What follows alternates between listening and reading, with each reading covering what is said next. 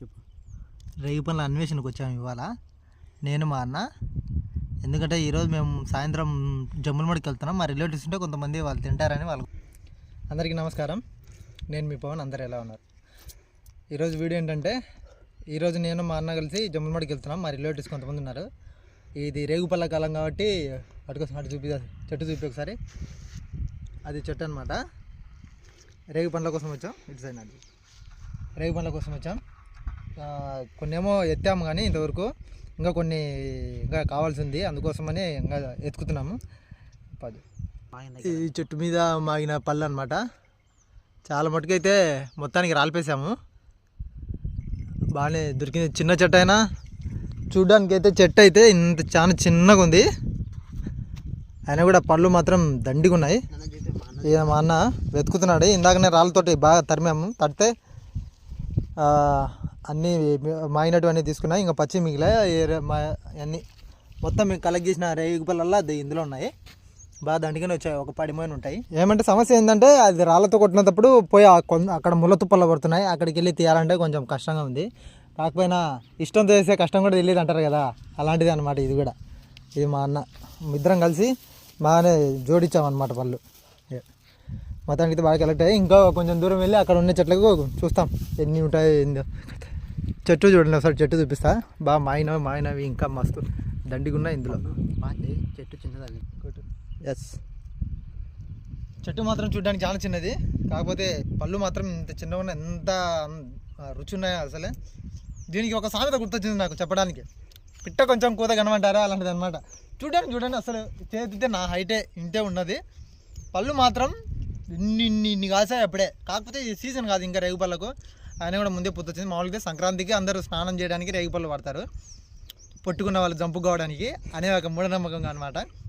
కాకపోతే అది మూఢనమ్మకం అయినప్పటికీ మన వాళ్ళు అదే నమ్మి వాటర్లో రేగుపళ్ళు వేసుకుని స్నానం చేస్తారు. ఎవరి నమ్మకాలు వాళ్ళే కదా.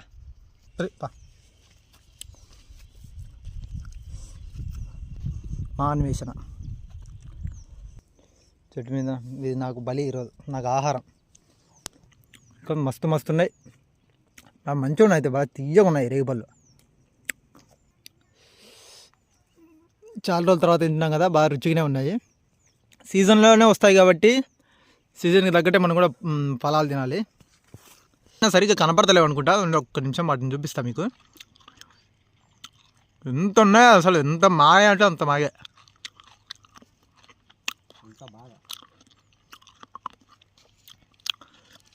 మస్తు ఉన్నాయి అసలు.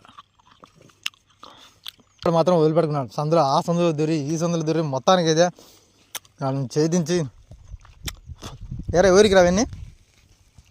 మా అత్త వాళ్ళకి మరగుడిలో ఉన్నారు, జమ్మలమడుగు దగ్గర. మేమే పిలుతుంటే అది పరిగెత్తుకుంటూ పోతుంది.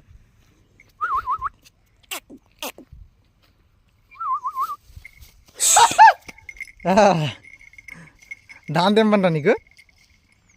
అవరా ఓలయ్యా, ఏమో ఓలయ్యా.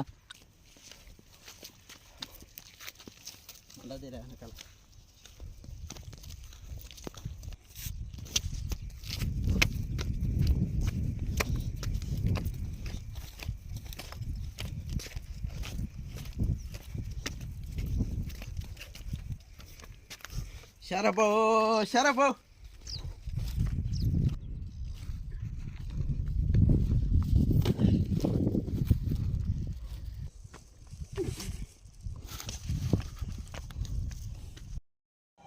ఫైనల్గా అయితే మేము డెస్టినేషన్కి రీచ్ అయ్యాము. అత్త కూడా అందజేసాము. కాకపోతే ఆమె కొంచెం ఫీల్ అవుతుంది.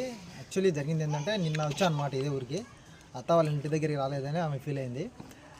ఇప్పుడు వచ్చాము. వస్తే మీరెగ్గలొద్దు మీరేమొద్దు బాగుంటుంది. కాకపోతే అది కోపంతో కాదు, ప్రేమ.